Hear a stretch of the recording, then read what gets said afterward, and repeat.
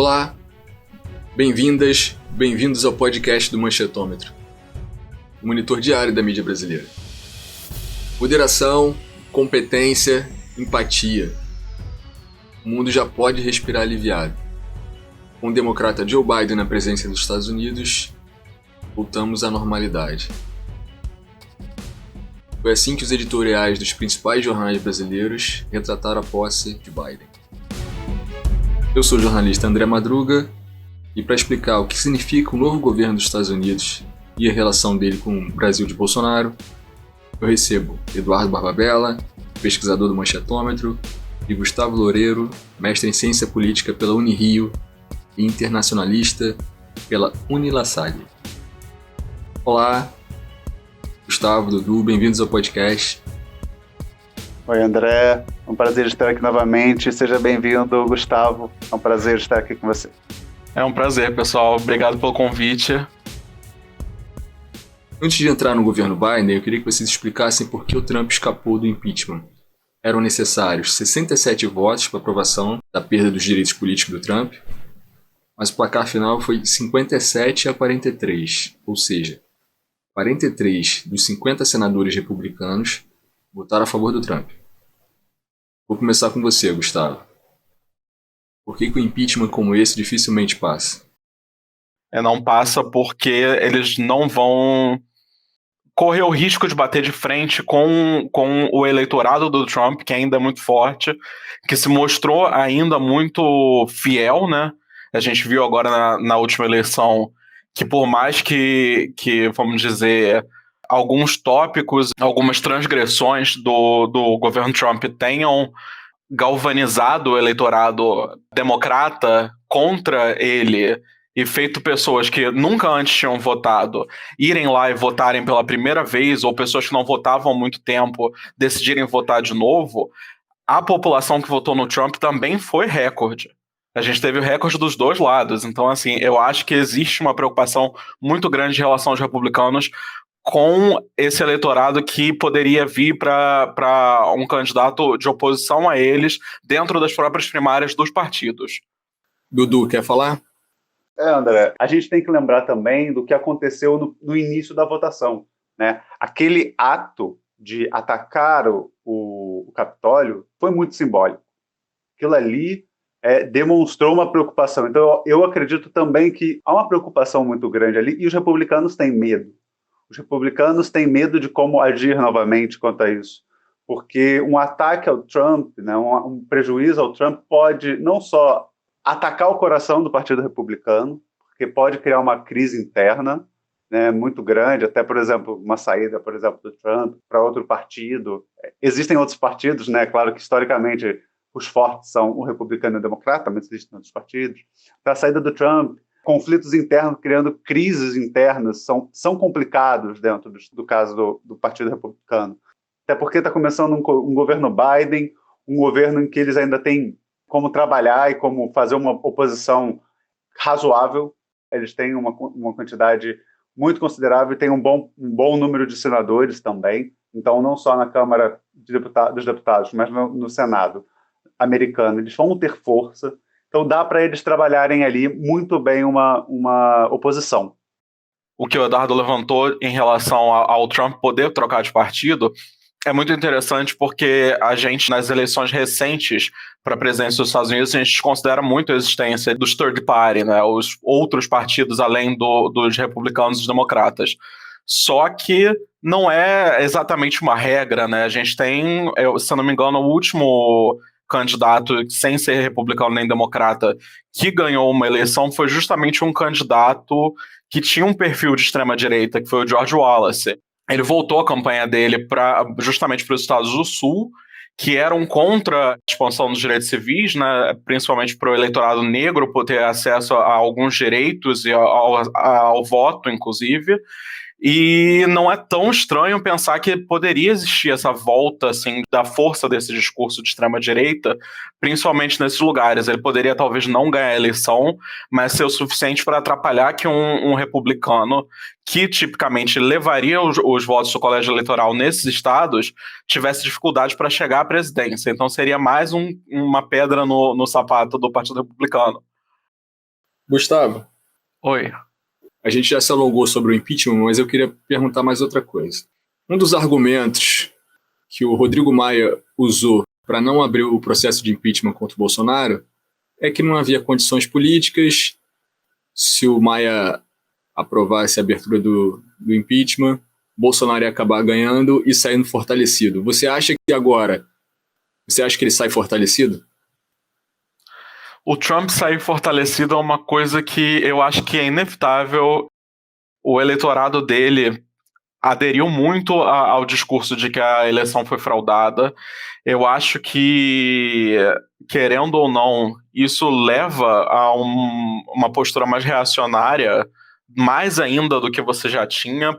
Você primeiro tinha um candidato antissistema, que ele vai entrar naquele processo eleitoral com essa postura o tempo inteiro. E mesmo depois da presidência, você tem um discurso contínuo de que ele é um presidente antissistema, mesmo sendo o presidente da República e tendo indicado os representantes dele para praticamente todos os cargos ali de relevância. Inclusive no judiciário, que você tem um recorde do Trump em questão de aprovação de novos juízes, né? Só que ao mesmo tempo ele continua mantendo esse discurso e as pessoas continuam seguindo isso. Quando você tem uma eleição, ele perde, e mesmo assim não abandona esse discurso, eu acho que aí já é o ponto em que esse eleitorado dele rejeita com qualquer coisa que vai vir do sistema político, entre aspas, tradicional. Eu não acho que o processo de impeachment em si vai ser algo que vai enfraquecer ou fortalecer ele, porque ele, em teoria, já está fortalecido para 2024 se ele decidir concorrer. Após a posse do Biden, os jornais brasileiros soltaram as editoriais a respeito. A Folha disse que o mundo ocidental agora volta aos padrões de normalidade e que recomenda fortemente que o governo repense as suas escolhas. O Globo também diz que há esperança de um novo começo. O Estadão vai na mesma linha, o renascimento de uma nação. Gustavo, como que você vê esses primeiros dias do Biden, os primeiros decretos? Entre as medidas aprovadas no primeiro decreto, o uso obrigatório de máscara em repartições públicas, o retorno ao Acordo de Paris, o retorno à OMS, a Organização Mundial da Saúde, um pacote de estímulo de quase 2 trilhões de dólares de estímulo à economia para combater o coronavírus, a crise do coronavírus. Como você vê esse início de governo Biden, ele desfazendo do legado do Trump? Eu acho que, por mais que já era uma coisa que era falada assim, até mesmo antes do Biden ganhar a eleição, eu particularmente achei um pouco surpreendente a frequência com que ele tem emitido decretos. Eu estava vendo, inclusive, uma coluna do 538, que é um jornal online vinculado à ABC News, que eles geralmente trabalham com análise de dados e estatísticas dentro da política americana. E eu achei muito interessante observar que o Biden, ele já é o presidente a emitir mais decretos, assim, vamos dizer, governar ali na canetada mesmo, em comparação a todos os antecessores.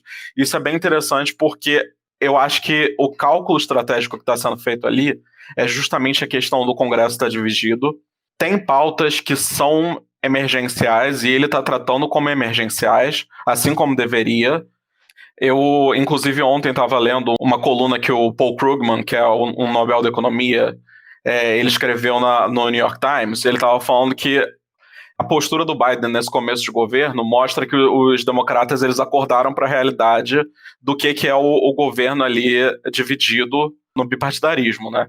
E justamente, ele está correndo para aprovar as coisas, ele abre o espaço para os republicanos integrarem as políticas que estão sendo discutidas, mas ele não está perdendo tempo. Esse pacote de estímulo, ele deu, assim, se eu não me engano, não foi nem uma semana para os republicanos olharem e proporem mudanças, e ele já está levando para frente porque ele está falando, não tem tempo para perder, isso tem que ser aprovado, isso tem que ser levado para frente. A maior parte das soluções, entre aspas, que os republicanos têm apresentado, elas são, assim, metade do valor proposto por ele, e para os democratas não tem como isso ser aceitado, não só para as pessoas que estão por trás do governo Biden, mas também pela base, não só eleitoral, mas também vamos dizer, os movimentos sociais por trás de alguns representantes do legislativo. Está tendo uma pressão muito forte para acelerar esse processo, ainda mais porque o Partido Republicano sentou em cima de algumas pautas importantes nesse plano de recuperação, e no combate do Covid mesmo, eles ficaram postergando para ver se eles conseguiam levar certos tópicos para depois da eleição, e isso acabou retardando muito esse processo. E o Biden, eu acho que ele está tentando correr atrás desse tempo perdido, mas ao mesmo tempo sem deixar aquele discurso dele de trabalhar com todos e ser um presidente da União de lado. Só que a gente vai ver que vai ser um pouco difícil de manter essas duas coisas em equilíbrio. É um desafio muito grande quando você tem uma oposição que ela não tenta muito trabalhar com você. E aí, Gustavo, até pensando um pouco, o Biden, isso é interessante que você traz, porque quando a gente teve a eleição, no período da eleição, uma coisa que você falou muito, né, é que o candidato Joe Biden, ele tinha um aspecto. O aspecto dele era trazer o lado humano, não só da eleição, mas da pandemia. Como né, de conhecimento, o Biden tem uma história permeada por tragédias.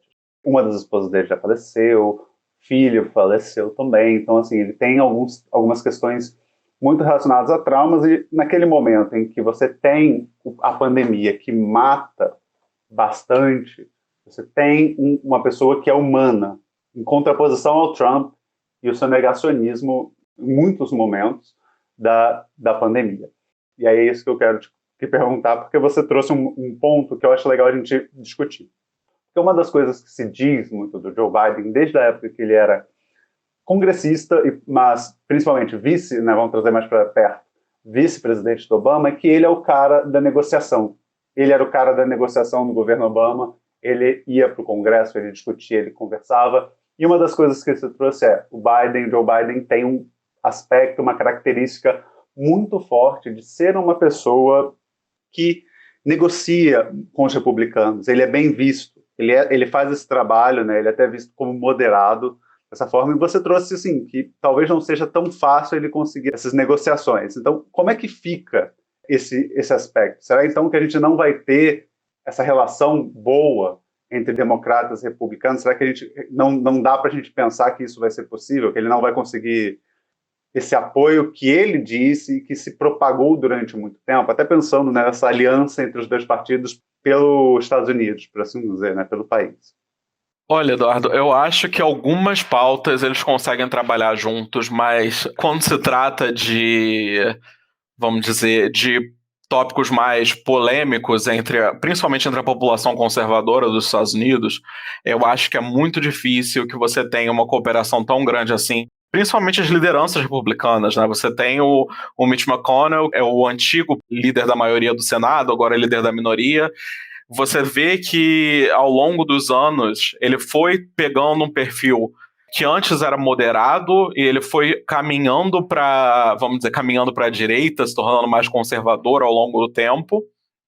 E aí você tem esse embate da principal voz ali no Senado, sendo uma voz que tenta posicionar um discurso de que é necessário moderação, só que não está muito disposta a dialogar tanto quanto é colocado em discurso. Isso era colocado na mesa o tempo inteiro, quando nas primárias democratas, de que o Biden ele tinha, inclusive ele era um dos poucos candidatos naquele campo enorme de quase 20 candidatos a defender que o diálogo com o Partido Republicano era necessário, que era necessário governar com a oposição, justamente porque as pessoas que estavam dentro do Congresso, tanto na Câmara quanto no Senado, eles tinham uma visão completamente diferente desse processo. O Partido Republicano, enquanto ele estava na maioria das duas casas, ele não teve uma preocupação muito grande em dialogar com os democratas. Na real, eles fizeram um pouco pior do que os democratas estão fazendo em questão de travar as pautas que eram do Obama.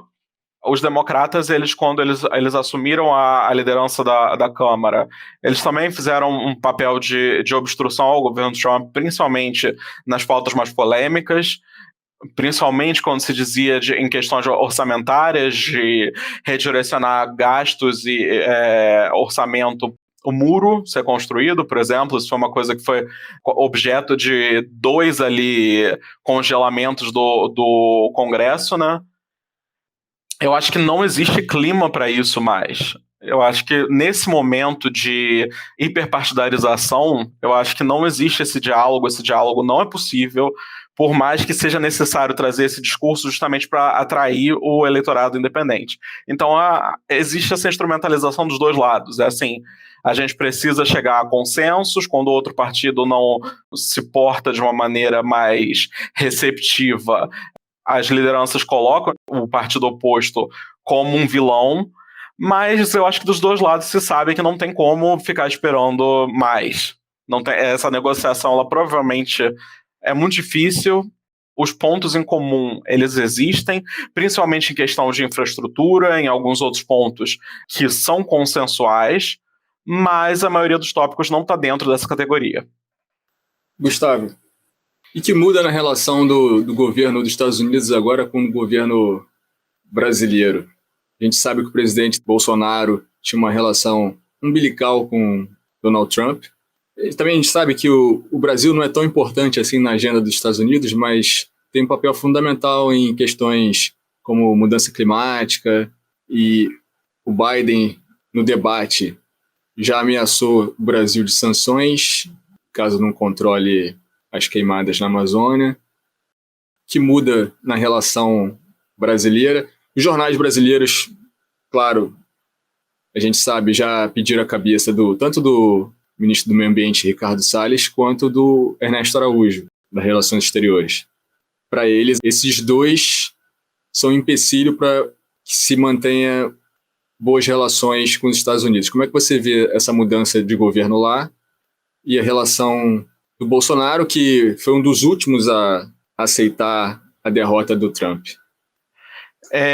Eu acho que é um pouco difícil de dizer até que ponto os Estados Unidos vão tentar intervir, não só intervir, mas também obstruir alguns interesses brasileiros na medida do que eles conseguem, né?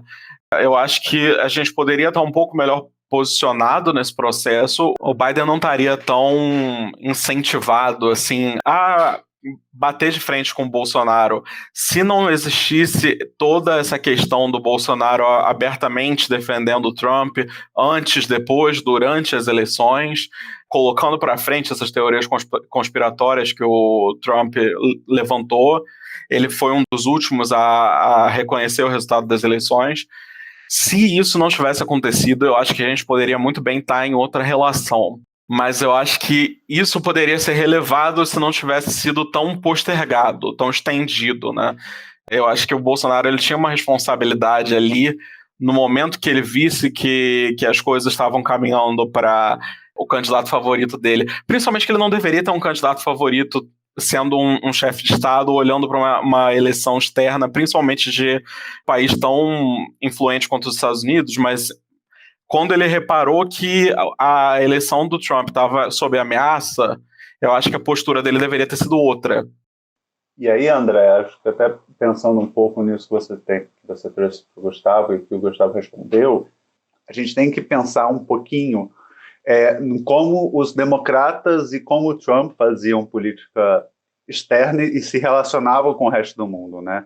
Os democratas, eles tendem a se aproximar, né, mais da Europa hoje, conversar e ter mais relações econômicas e políticas, e vem principalmente da Europa essa questão da economia verde, né? Então, a pressão que começou, ela veio da Europa. O Biden ele só está reverberando essa pressão agora. Como o Gustavo disse, se ele tem um presidente aqui que votaria no seu adversário, né, declaradamente apoiando o adversário nas eleições que ele venceu, ele pode forçar, ele pode trazer esses incômodos. E a gente tem que pensar também que o nosso Itamaraty ele não tem atuado de uma forma pensando nas melhores situações, melhores posições para o país, né? A gente tem diversas críticas ao Ernesto Araújo pela sua postura ideológica, e a sua postura ideológica ela é muito evidente em todas as suas decisões, inclusive, né, afetando a compra de vacinas, a relação com a China e com a Índia, né? Pois é, isso é um ponto muito, muito certo, né? Assim, quando a gente ouve, e aí, seja boato ou seja verdade, tanto faz nesse momento, porque surgir o boato sobre isso já é grave. Você ter um boato de que a China exigiu a demissão do ministro das Relações Exteriores para negociar a vacina, é claro que é grave o fato de você pensar que um país exigiu a demissão de um ministro para poder negociar com esse país. Isso em si já é uma situação grave, mas só da gente ter essa possibilidade pensando que a justificativa para um fato desses é a relação que o Ernesto Araújo trouxe e as críticas e falas pejorativas que ele tem para com os chineses, isso demonstra como ele não soube lidar e como ele não soube agir na geopolítica internacional. E aí a gente entra nessa discussão, né? O boato da vez. O boato da vez é que se pensa em substituir o Ernesto por um ex-presidente da República, seja ele Michel Temer, seja ele Fernando Collor. Já ouvi falar até na ministra da Agricultura. Na Tereza Cristina? É. Pode ser também. A Tereza Cristina seria um caso, o agronegócio. Mas quando você pensa no Collor ou no Temer, as justificativas são que eles têm boas relações com os Estados Unidos, principalmente com os democratas. Então, isso é grave. Isso demonstra a falta, e aí eu concordo totalmente com o Gustavo, a inabilidade do Bolsonaro em agir, em atuar junto aos Estados Unidos. E aí, hoje, o Biden só está administrando essa situação, porque a gente percebe que, nesse período do governo Biden, ele quase não falou sobre o Brasil. E aí a gente também tem que pensar, André, no Ricardo Salles, né? Porque o Ricardo Salles acaba sendo a outra face dessa moeda. Ele é o ministro do Meio Ambiente que prejudicou a preservação do meio ambiente no país e ficou uma imagem muito marcada e muito negativa do país, todo o desmatamento, os incêndios, os prejuízos ao Pantanal e os prejuízos à Amazônia, né, todo o incêndio e desmatamento, principalmente, trouxeram uma imagem negativa que a não demissão do Ricardo Salles só mantém. Então, isso trouxe muitas complicações, inclusive, alguns movimentos do governo Bolsonaro foram meio que para colocar panos quentes, né? Principalmente colocando o vice-presidente Hamilton Mourão no Comitê da Amazônia para tentar demonstrar que, olha, o Exército está aqui, o vice-presidente está aqui, o vice-presidente, de certa forma, né? O Mourão ele é visto de uma forma menos negativa do que o Ricardo Salles, demonstrando que haveria uma certa preocupação. Mas isso tem prejudicado, né? Então, são os dois lados. Você tem o Ernesto, que é uma pessoa extremamente complicada, se demonstrou incapaz para o seu cargo hoje, e você tem o Ricardo Salles, que aí não é que ele é incapaz, é que ele tem atuado para prejudicar o meio ambiente, né? Para mim, o Ricardo Salles não pensa em preservar o meio ambiente. Para mim, ele só pensa em destruir o meio ambiente mesmo e não está preocupado. Mas isso não é em relação a só esses dois. Eles são a imagem e semelhança do Bolsonaro. Sim, eles são a imagem e semelhança do Bolsonaro, porque se ele quisesse, ele poderia até retirar. Mas eles são os dois exemplos. Eles são as representações. Os dois ministros são a representação da imagem que o Brasil está apresentando para fora. Se ele quisesse realmente mudar, como ele, por exemplo, hoje esses boatos trazem, esse aceno com uma possível mudança do Ernesto demonstra isso, demonstra vamos dizer, tenta mandar uma bandeira branca ao Biden, do tipo, olha, a gente está disposto a trocar o nosso chanceler, a gente reconhece que ele não tem atuado de uma forma boa, então a gente quer colocar alguém que consiga conversar com você. Isso traz uma boa imagem para o mercado e para as relações com os outros países também. Agora, não mudar, teria essa questão. Agora, eu queria trazer uma pergunta para o Gustavo, que aí é uma outra relação, que aí é um pouco mais do Itamaraty em si. Pensando aqui, Gustavo, para mim seria uma questão bem interessante, né? O Ernesto, ele é um chanceler. Ele é de carreira, ele veio do Rio Branco. Como você acha que aconteceria essa relação no Ministério, pensando num Temer ou num Fernando Collor, que não são chanceleres, eles não vieram desse corpo diplomático, né? O Ernesto tem essa formação e eles não têm. Como você acha que teria essa relação no Ministério? Será que a gente teria uma nova crise? Porque o Ernesto já foi uma crise quando ele foi empossado. Será que a gente teria uma nova crise com um político de carreira nessa vaga? Olha, sinceramente, por ser um político de carreira, eu acho que não necessariamente. Quando o Serra ele foi instaurado como ministro das Relações Exteriores, a gente teve uma certa polêmica, mas eu acho que não foi nem próximo de quando o Ernesto Araújo foi instaurado, mesmo sendo parte do corpo diplomático, como você falou. Eu acho que o Serra, por mais que ele tenha sido uma escolha polêmica por parte do Temer quando ele assumiu a presidência, ele ainda era visto como moderado, ele tinha pautas que, assim, estavam um pouco distantes ao status quo que estava reinando naquele momento, né? A política externa que veio do Lula foi herdada para Dilma com algumas mudanças, talvez com um certo enfraquecimento, mas ele não era tão polêmico. O Ernesto Araújo ele foi uma escolha muito mais polêmica, mesmo integrando o corpo diplomático, e eu acho que nesse momento qualquer mudança em relação a ele já seria um pouco bem vista, mesmo que não venha de dentro do Rio Branco. Vou trazer outro exemplo também, que foi quando o Serra saiu e a Aloysio Nunes, ele entrou, não existiu tanto burburinho, foi uma transição, assim, relativamente tranquila. Eu não acho que seja um problema para o MRE.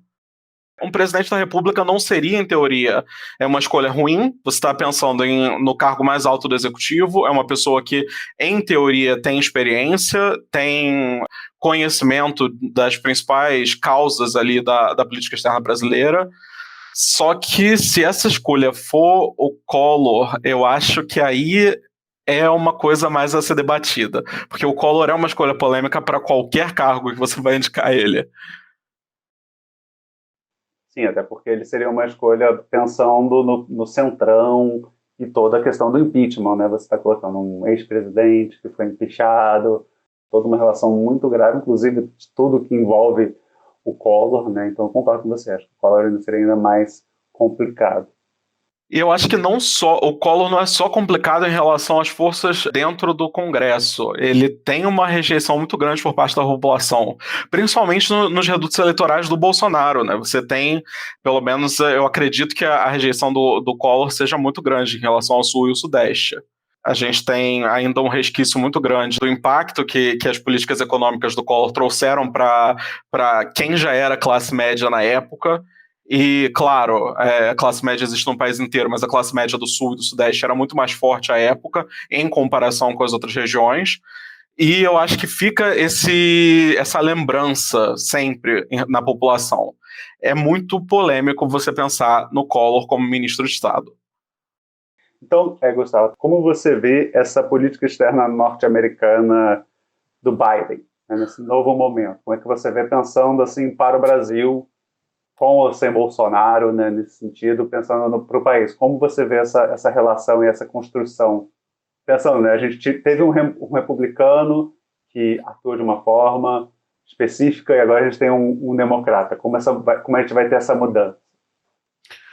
Eu acho muito interessante a observação que você trouxe em relação aos democratas estarem, em questão de política externa, se aproximando muito do discurso da Europa, principalmente nas pautas ambientais. Eu acho que isso vai ser, e o Biden já falou que isso vai ser uma das marcas do governo dele. Eu acho muito difícil que isso não vá surgir como motivo de atrito ali de novo. A Kamala Harris, ela como vice-presidente, tendo sido convidada para o Biden para integrar esse processo de construção de todas as políticas do governo federal dos Estados Unidos para esses 4 anos, o Biden ele falou que todas as políticas iam ser discutidas com ela ia estar na mesa em todos os processos decisórios, ali governando como parceira dele mesmo. Ela tem um perfil muito mais, vamos dizer, mais ambientalista do que ele, por mais que não seja um ambientalismo tão amplo quanto de algumas alas do Partido Democrata. Ela defende algumas posturas mais agressivas em relação à política ambiental para os Estados Unidos e para a política externa ambiental também. E eu acho que isso vai acabar sendo motivo de conflito, sim, com o governo Bolsonaro, eventualmente, principalmente se essa configuração atual do que a gente estava falando de Ernesto Araújo e Ricardo Salles se manter.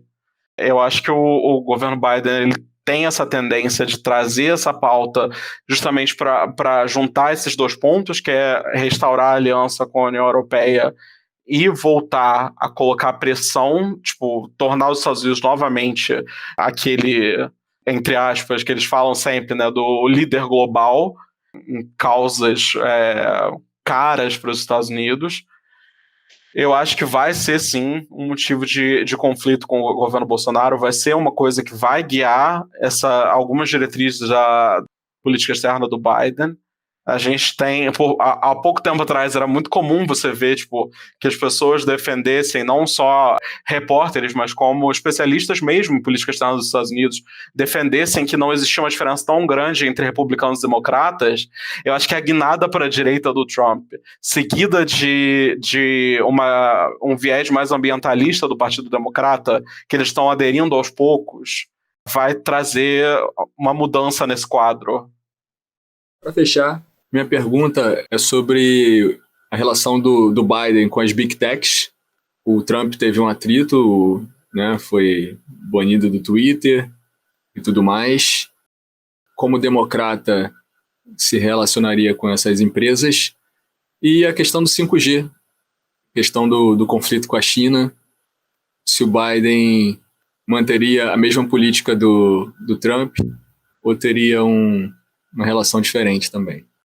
Eu acho que a relação do Biden com o Big Tech, né, vai ser bem mais positiva com o Trump, justamente porque muitas dessas empresas elas já têm tido uma postura que talvez seja mais fácil para o Biden aglomerar ali, principalmente em relação a, vamos dizer, essa postura mais do capitalismo verde, que agora tem virado cada vez mais moda entre as próprias empresas de tecnologia. Isso é uma coisa que, com certeza, o Biden vai agradar a eles muito mais do que o Trump. Só que essa questão da relação do Biden com o setor tecnológico da China é uma coisa muito difícil de responder nesse momento, porque o que a gente tem no posicionamento dele é nulo, ele não tem falado nada sobre o assunto, mas o que você vê em pessoas dentro da administração é que ele não tem previsão e não tem intenção no momento de derrubar algumas das sanções que o Trump implementou. Só que ele também não tem intenção de colocar novas sanções. Então, assim, eu vejo isso como uma postura muito assim. A gente já tem essas sanções são interessantes para o mercado, para alguns setores do mercado dos Estados Unidos. A gente não vai mexer com isso para não causar, vamos dizer, discórdia ali no meio, só que vamos aproveitar que isso já está aí, vamos aproveitar que foi o Trump que colocou isso daí, e para a gente isso não vai ter nenhum custo. Mas não parece no momento que novas sanções vão começar a surgir. A menos que na CIA ou alguma coisa, alguma outra instituição de inteligência começam a surgir boatos sobre espionagem de novo, porque esse burburinho da Huawei, ele veio de dentro das instituições de inteligência. Por mais que tenha sido de uma posição não tão majoritária quanto se esperaria para você tomar uma decisão, claro que esse tipo de rumor pode ter, sim, uma influência no processo decisório. É isso, mais um podcast. Dudu, Gustavo, obrigado mais uma vez, Dudu, pela participação. Gustavo, primeira vez, mas provavelmente vai participar de muito mais episódios. Muito obrigado. Obrigado, André, pela parceria sempre. Obrigado, Gustavo, por aceitar o convite e vir para esse debate. E concordando com o André, realmente acho que o Gustavo virá mais vezes, ainda mais com essa mudança na presidência, que provavelmente mudará a forma como os Estados Unidos atua geopoliticamente, e aí a gente vai ver um país que atua diferente, com certeza vai estar mais presente nas páginas dos jornais que a gente acompanha. É isso. Neste episódio você ouviu uma análise sobre o início do governo Biden e os potenciais conflitos com o Brasil de Bolsonaro. Se você gostou, compartilhe nosso podcast. Para mais informação, acesse nosso site manchetometro.com.br e siga as nossas redes sociais. Você também pode participar da nossa campanha de financiamento coletivo. O link é benfeitoria.com/manchetômetro. Obrigado e até o próximo episódio.